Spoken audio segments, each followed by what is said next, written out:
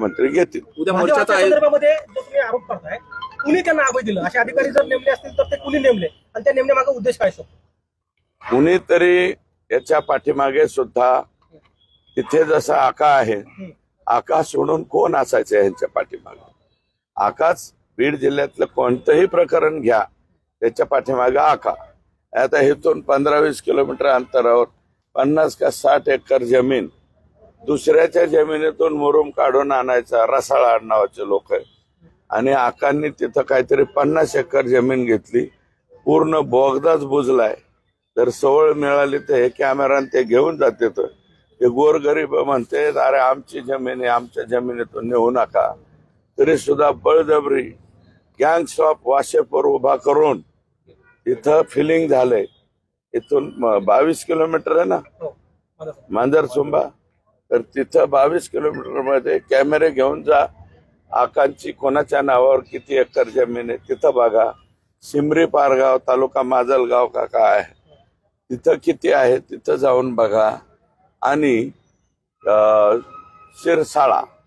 शिरसाळाला माननीय पंडित अण्णांचं नाव दिलंय. कशाचं? MIDC नाही, मार्केट कमिटीने गाळे बांधले. 3 वर्ष झालं. तुम्ही परळीला जाता येत असताना, परळीचा तुमचं पर्यटन भरपूर असते, मी माहिती आहे मला.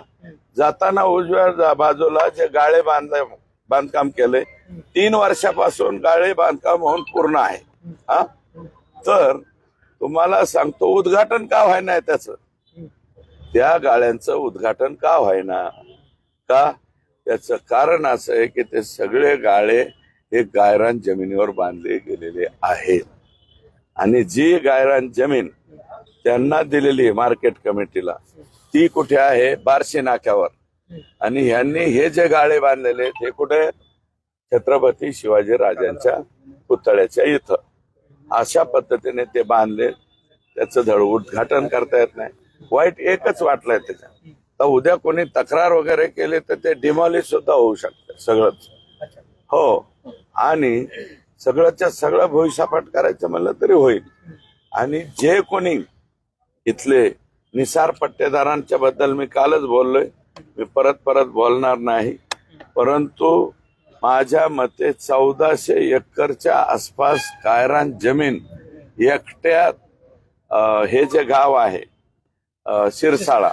शिरसाळा गावामध्ये यांचेच बगल बच्चे आकांचे जे कार्यकर्ते, मग आकांच्या भरोशाशिवाय झालंय का?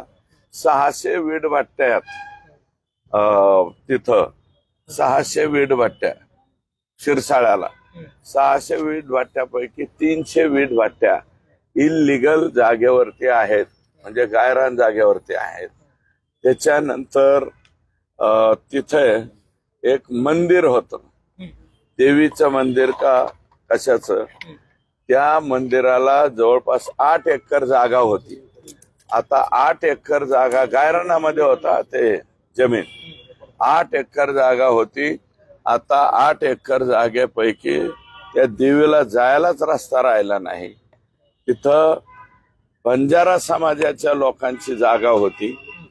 मागे मला वाटतं पोलीस लावून हे जे बांधलंय ना शॉपिंग कॉम्प्लेक्स, हे तिथं बंजारा समाजाची जमीन होती. बंजारा समाजाला सुद्धा उठून लावलं गेलं. पारधी समाजाचे गोरगरिबांचे घरं बांधलेले होते, हैराणावर होते, ते काढून टाकले. त्यांनी शॉपिंग कॉम्प्लेक्स उभारले. बंजारा समाजाचं एक मारुतीचं मंदिर आहे, त्याला दर्शनाला जायला सुद्धा रस्ता ठेवलेला नाही. तुम्ही पॅटर्न म्हणतो. आता हा बंजारा नवीन कोणता पॅटर्न आमचे आका आणि हे वापरतायत हे जरा आम्हाला समजून सांगितलं तर बरं होईल. आम्ही त्यांच्यापेक्षा कदाचित लहान असतो राजकारणात. हा नवीन पॅटर्न जो वापरलेला आहे, बंजाराला हाकलायचा, तिथल्या पारधी समाजाला हाकलायचा, आणि खोटं नातं यांच्या येणोच्या नाही दिल्या. खोटं नातं काही नाही करून दिलं. त्या निसार पट्टेदारचाच पोरगा अपक्ष सरपंच झाला होता तिथं. तर त्याचं वय कमी याचं नाटक दाखवून त्याला त्याचे सरपंच पद घालवलं. आणि एक मला वाटतं लोढा काय नावाची फॅमिली माननीय रामदास नारायणराव राणे हे महसूल मंत्री असताना आनंद आनंद नावाचे चॅरिटेबल ट्रस्ट त्यांच्याकडून 2.5 हेक्टर जमीन त्यांना मिळाली, रोड टच जमीन मिळाली, दवाखाना टाकायचा, वृद्धाश्रम टाकायचं, याच्यासाठी त्यांनी ती जमीन आणली, परंतु तिथं काहीही करून दिलं जात नाही. काय का आकांना त्याचा अध्यक्ष करा, अजून कोणाला तरी त्याचं सचिव करा, ते अजून लय सापडणार आहे. आता रोज रोज एक आटप पुढे येतोय, कागदासहित येतोय. याच्या कागदपत्राचा पुरावा माझ्याकडे आलाय, म्हणून मी शिरसाळा ह्या एका गावावरती बोलतोय. एकाच गावामध्ये तुम्ही असं करताय. पिंपरी पारगाव म्हणलं, आता हे म्हणलं, आता हळूहळू कुठले बी लोक येतात म्हणते आकांची इथं 100 एकर आहे, 150 एकर आहे. आकांनी तिथं प्रचंड खर्च केलाय. 30 कोटी 40 कोटीचे बंधारेच बांधले आपल्याच जमिनीत. हे इतकं कुठून आहे या 5 वर्षात? एवढं कुठून आलं? आणि आम्ही आपलं त्यांचं बघत असतो. तो रश्मिका मंडाना, परत ते कोणती हिरोईन दिलंय ना ते भाऊ, लय कंबर हल्ली तिथली सपना चौधरी. असे इव्हेंट बघायचे यांचे, इव्हेंट मॅनेजमेंट पॉलिटिक्स. ज्यांना कोणाला भविष्यात करायचं असेल तर त्यांनी परळीला यावं, तिथं शिक्षण घ्यावं आणि ते शिक्षण घेऊन संपूर्ण देशामध्ये त्याचा प्रसार करावा. सपना चौधरी, रश्मिका मंडाना, अजून काय माझ्या नवीन प्राजक्ता माळी. प्राजक्ता माळी सुद्धा आमच्या इकडे येतात बरं का. हे सगळं जर काही बघायचं असेल तर, चित्रपट नवीन कुणाला काढायचा असेल तर अशा मोठ्या ज्या विभूती आहेत, विभूती म्हणतो, अशा मोठ्या विभूती, त्यांच्या तारखा, त्यांच्या डेट्स कशा पद्धतीने मिळतात, काय होतात. प्राजक्ता ताई सुद्धा आमच्या इथं येतात. त्या पण आल्या का? तर याच्यासाठी जर अतिशय जवळचा पत्ता तुम्हाला सापडायचा असेल तर तो आमच्या परळी पॅटर्न जो आहे, परळीचा हाही एक पॅटर्न आहे. हे असं गायरान जमिनीवर पूर्ण ताबा घ्यायचा, बगलबच्च्यांनी घ्यायचा. 300 पेटवाट्या. आणि मी विनंती करणार आहे, हे वाळू माफिया जरा टरकलेत असं ऐकायला आलंय हाऊस मध्ये बोलल्यापासून, परंतु आता राख माफिया कधी टरकणार?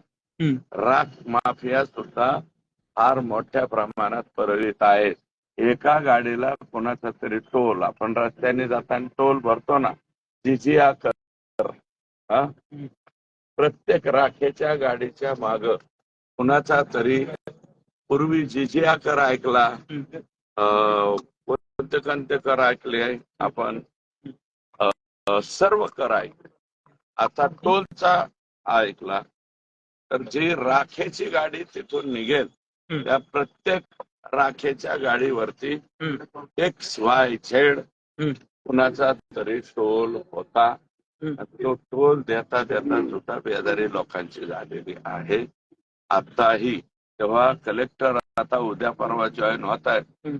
कलेक्टरांना मी सांगणार आहे की ते तिथलं राखेचे जे काय गोड गंबाले ते बंद करा.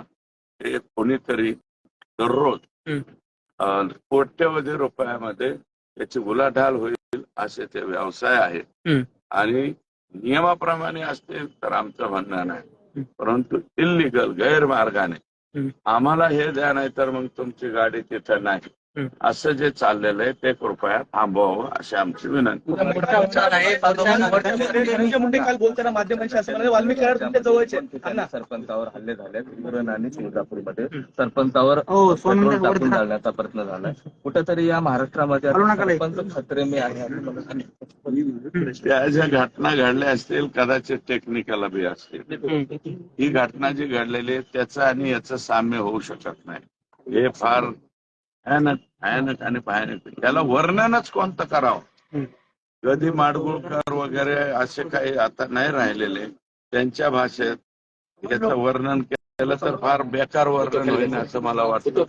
हा पुढे घ्या. उद्या मोर्चा होणार आहे त्याच्या अनुषंगानं काही भेट घेतली का संवाद साधला का आणि तुम्ही सहभागी होणार आहात का? मी कालच सांगितलं मोर्चात सहभागी होणार आमचे लोक होणार आणि आम्ही नाही म्हणजे हे जर सहभागी नाही झालो तर चपलाने मार कोणाच्या खायचे आम्ही. उद्या लोक जोडे हाणतील ना. जो नाही यायचं ते नका काय ना याच्यात आम्हाला काय करायचं. इतरांना जर वाटलं आम्हाला यायचं नाही तर येऊ नका. मी मात्र येणार. काल धनंजय मुंडे असं म्हणाले की माझं राजकीय आणि सामाजिक करिअर संपवण्यासाठी हा डाव सुरू असल्याचं त्यांनी टीका सुद्धा केलेली. भाऊ मी कालच सांगितलं मुंबई तकच्या कार्यक्रमामध्ये की आपलं विमान 60,000 खाली आणा. तुम्हाला राजकारण दिसायला लागले. तुम्हाला पालकमंत्रीपद दिसायला लागले. तुमचं पालकमंत्रीपद तुम्हाला लखला. अरे बाबा परत हो पालकमंत्री बर का. आमचं लेकरू मेले त्याचे अर्थ किंकाळी आम्ही मानतोय आणि त्याचे जे आरोपी आहेत ते पकडण्याचा प्रयत्न करतो. कशाचा पालकमंत्री कुठून आणलाय बाबा ही जत्रा. आणि माझा घेरलंय मला आमक केलं. तुला कोणी घेरलं बाबा. आम्ही कशाला घेरू. ते तुमचं राजकारण चालू द्या तिकडं. राजकारणाचा विषय आहे का हा. कोणी एका जातीपातीचा धर्माचा विषय आहे का. आणि सगळेच लोक आता ते बीडची बैठक जी झाली ते राजकीय बैठक झाली का. ते सर्व समाज एकत्र येऊन बरं का याच्यामध्ये वंजारी समाजाचे लोक उद्याच्या मोर्चात सहभागी होणार नाहीत का. होणार आहेत. सगळे लोक सहभागी होणार आहेत. मग सहृदय जेवढे माणसं ते बी होतील. तुमचे फक्त फेसबुक व्हॉट्सअप वरती गरळ ओकणारे लोक फक्त सामील होणार नाहीत. बाकी सगळा वंजारी समाज सुद्धा सहभागी होईल. मुस्लिम समाज होईल. सगळे लोक सामील होतील. आणि तुमचे जे पॉवरफुल मीडियावाले मला माहिती आहे की सध्या ट्रोलर कोण आहे तर मीच ट्रोल घे. अरे बाबा ट्रोलच्या बाबतीमध्ये उदाहरण पाहिलेलं आहे तुम्ही. या राज्याच्या मुख्यमंत्री आत्ताचे जे आहेत यांना ट्रोल सर्वाधिक जास्त कोणाच्या सोशल मीडियाने केलं. यांच्याच केलं. आणि ट्रोल तर केलं. त्यांना टरबुजा ही उपाधी मला वाटतं यांच्याच सोशल मीडियाने दिली. आता एवढा ट्रोल म्हणून त्यांना टरबुजा म्हणलं खरबुजा म्हणलं. त्यांच्यावरती प्रचंड प्रमाणात मानसिक त्रास होईल इतकं घाण घाण घाण घाण घाण घाण घाण तुम्ही लिहिलं. काय झालं त्याचं. काय झालं. 237 आमदार घेऊन तो माणूस राज्याचा मुख्यमंत्री झाला.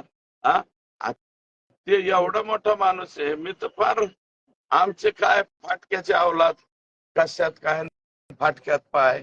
आमचे अवलाद केवढेशे आणि आम्हाला ट्रोल करते. मला कळतंय.